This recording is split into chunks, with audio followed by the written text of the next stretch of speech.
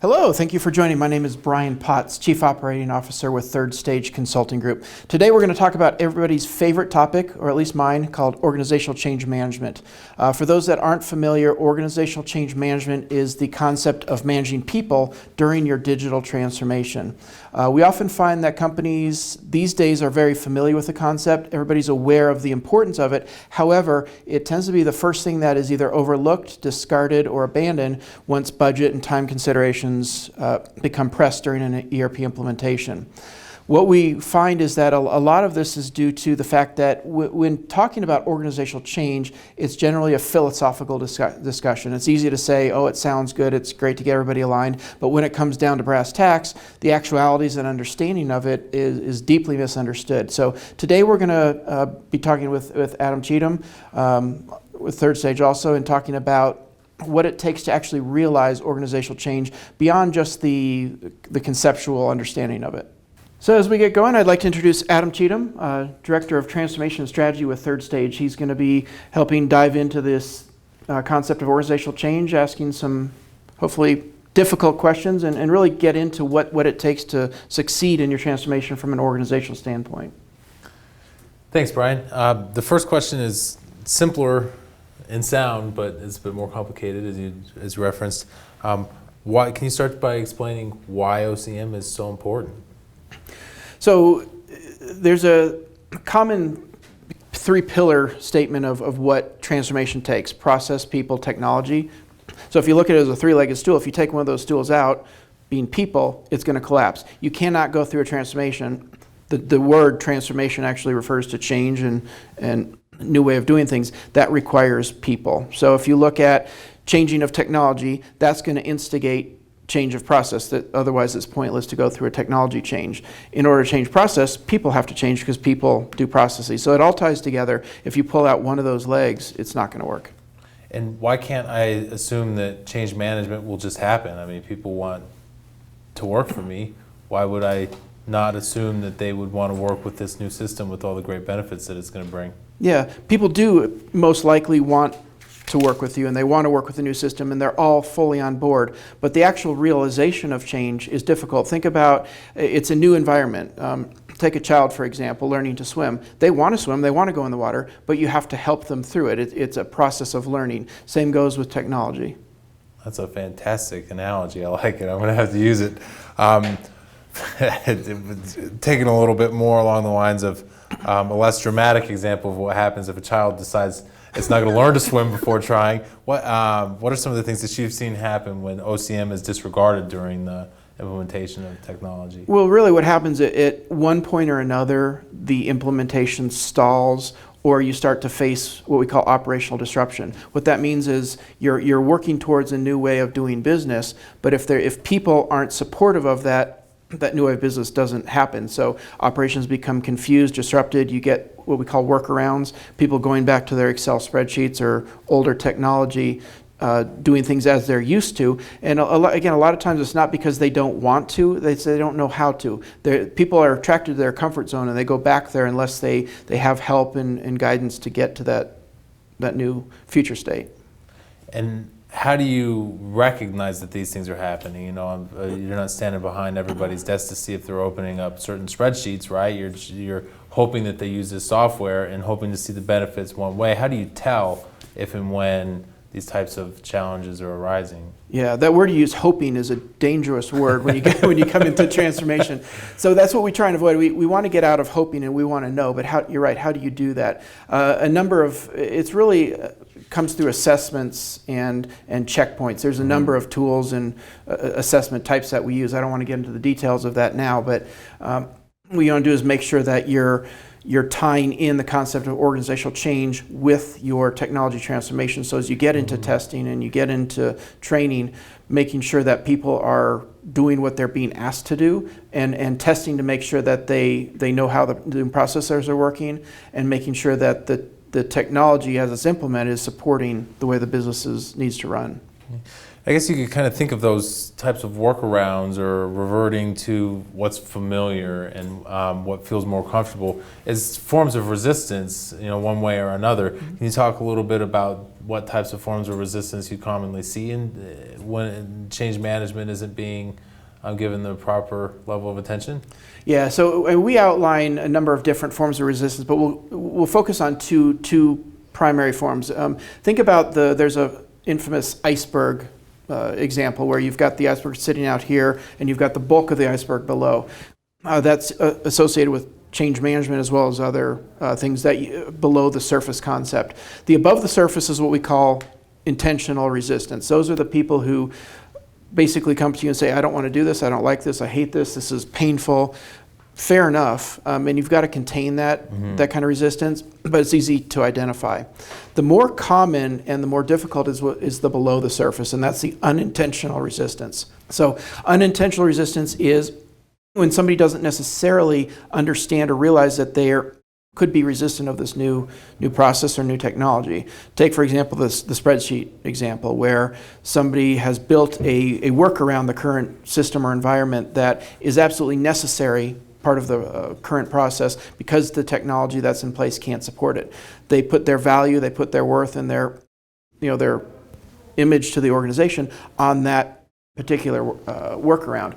As soon as you threaten to take that away, they know up front, and they're going to say, yeah, this is finally, we can avoid this manual effort, this workaround that I've created. But deep down and underlying is the question is, what does my value become once this is automated? Once this worksheet is non-relevant, what happens to my job, my role, my responsibility? And that's why the ultimate goal of change management has to be the understanding of what's in it for me. That's another good way of putting it, the what's in it for me. And when you start thinking about how somebody considers their place in an organization, it's really based on what value do I add, whether it's in my role or in the things that I do. And the way that you phrase that, I really like the way you boil it down to the what's in it for me, and how you change those folks' viewpoint as I can be more valuable. So you have all these ideas on what the consequences of not managing your change effectively are, and that those are all easy to see. How do I accomplish these goals? So this is kind of one of those things that's so nebulous to say, why can't it just happen? How do you go about accomplishing these goals? Yeah, and this is where the rubber hits the road, and this is where I think where people struggle with the concept of organizational change management, is actually taking metrics and understanding what's happening. So a couple of things that you can do immediately. The first thing is a form of organizational readiness assessment. It's a broad term for starting to assess the areas of resistance, both above and below the water. A number of ways of handling that, and it's got to tie to your organization, but you're asking questions, and what we like to do is assume everybody that could potentially touch the system or be influenced by it to answer this questionnaire. The first reason for that is because it spreads communication. So as the first opportunity, sometimes that people you've ever heard about this initiative, it's your opportunity to let them know that your input is important in this, get everybody essentially aligned and supportive of the initiative to start. The second is to identify those areas of resistance. So we're in that questionnaire, you want to ask questions such as, how do you feel is direct as your management support? How do you feel training has been in the past for other transformations? How do you like your current technology? Are you aware of other organizations that are doing things better than you? Taking some very simple, straightforward questions, when you bring the cumulative effect of those answers together, you get an idea of where people tend to be resistant or potentially resistant across the organization. You can break it into different work groups, different functional areas or departments, regions if you're a larger organization. One thing we stress with this, though, is this is not something you can do internally. As soon as an internal, call it HR, executive manager, sends out a questionnaire, people are going to get defensive. They're going to think that they're protecting so your answers are going to be all positive and supportive. What you need is to find a way, use a third-party firm, somebody who guarantees anonymity. in the review of the responses and can share that accurately without identifying individuals. That's very, very critical. That gives you an initial brush of where are there differences. It doesn't necessarily point out always the degree of resistance, but it points out areas of resistance that you can then deeper dive into. Things like focus groups and deep dive in interviews if needed. The second part of that is on the executive front. Depending on the team structure, you could do a similar survey to the executive team. I recommend third-party, call it interviews and executive alignment exercises where we meet with individuals, really break down their areas specifically of bias, expectation, motivation, and look for alignment across the executive team. Because until you have executive alignment, the project won't succeed. So that's probably I'd say the strongest need for change management.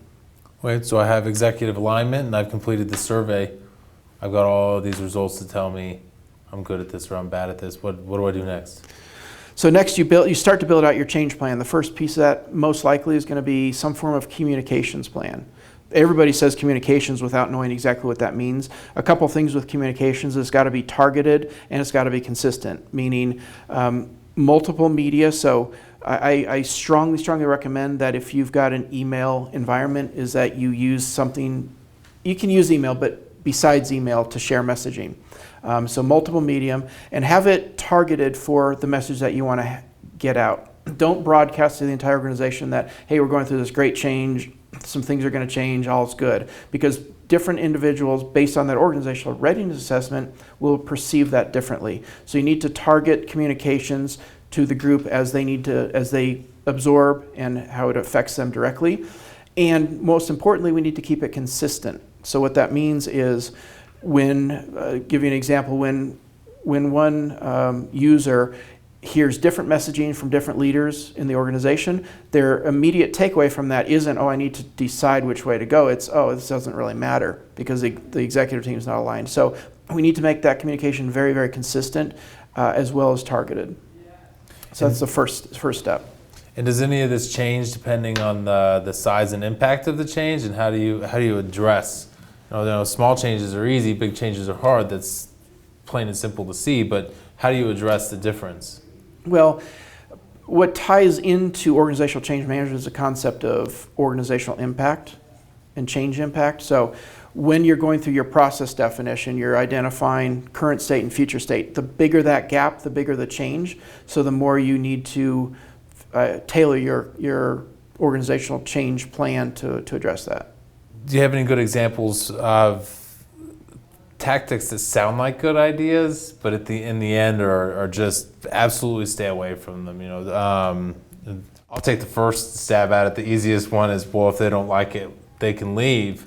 What other types of clean things that look like good solutions that really aren't as effective as they sound? Yeah, I wouldn't say that there's any necessarily bad approaches. It needs to be customized for your organization. One way to look at this is, I guess one bad thing to do is just to take an organizational change tool set and just try and throw it into your organization and use it as it is.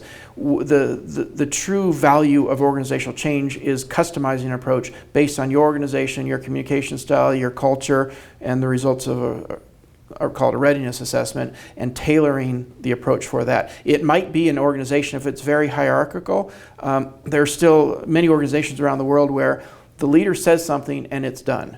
If you're in that kind of organization, that message that you just shared might actually work.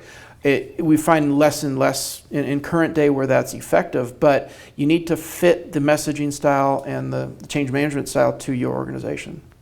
Gotcha. That makes sense. With all the types of changes that are necessary to accommodate the ways that we need to do business during this COVID-19 era and in response to the global pandemic, what are some of the change management tactics that you suggest for handling that? Yeah, that's a deep question, and there's a lot of ways to look at that. One consideration is that people have actually become more accustomed to change. All of a sudden, everybody's said you can't come into the office. You got to work remote. You've got to learn the new video communications. That can be a good thing, but we also need to consider the concept of change fatigue, meaning people have been asked to change so much recently that they might either be starting to blur it and become numb to the concept of change, or they're fearful of change, meaning we don't know what's coming next. And one of the biggest things we've found in the recent pandemic is the biggest fear for companies and for people is the unknown. Not knowing if furloughs are coming, not knowing if layoffs are coming, not knowing if business is going to come back or when. And that level of fear is what's driving people to basically hold off going through any kind of transformation. So what we recommend is opening up communications even to a greater degree. The idea of transparency, of sharing with people the effect that this has had on our company, what we're doing for it, how we're doing it, why we're now going through a digital transformation, hopefully towards the end of this pandemic, how the organization is going to benefit, and how everybody as individuals within our company or organization is also going to benefit from this change. So I think just opening up, realizing that change has become the norm, but it's not, it's always going to be an unknown and a fear driver if it's left to the unknown. That makes a lot of sense. And as an organization that's about to undergo a significant change, whether it be in a digital transformation in the form of software or some other type of business transformation, what's the one piece of advice you would leave them with as they embark on that journey? Well, related to the topic we've been discussing, don't overlook change management, and specifically, don't assume that change management is not going to be an issue for your organization. As maybe you're on some legacy technology that everybody hates, everybody wants a change. That doesn't mean that change management is going to be easy. It means that everybody's on board with change, but wanting change and realizing change are very different scenarios. Well, Adam, thank you. Enjoyed talking about my favorite topic, change management. Appreciate the insights and questions. Thank you all for joining as well. Really appreciate the attention to change management. I'd ask if you like what you saw, please subscribe to the Third Stage YouTube channel. And also would welcome any questions that you've got. Please contact me directly. My information is outlined below, and would look forward to talking in the future.